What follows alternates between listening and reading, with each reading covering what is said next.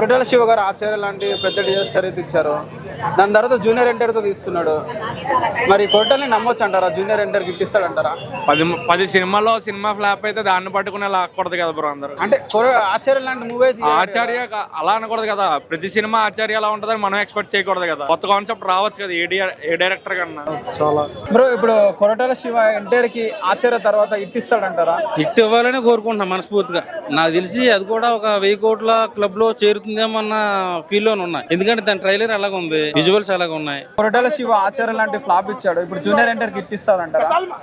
అంటే మీరు past movies చూసుకుంటే మన జూనియర్ ఎన్టీఆర్వి పూరి జగన్నాథ్ ఫ్లాప్ లో ఉన్నప్పుడు ఆయన హిట్ ఇచ్చారు.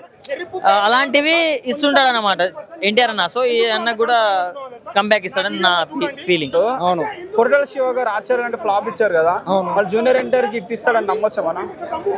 అది హిట్ ఇచ్చారా అన్నది దాన్ని బట్టి కూడా ఆచార్యలో స్టోరీ లైన్ బాగలేదు, దానివల్ల ఫ్లాప్ అయింది. శనివారంలో స్టోరీ లైన్ బాగుంటుందని మనం నమ్మొచ్చు కదా.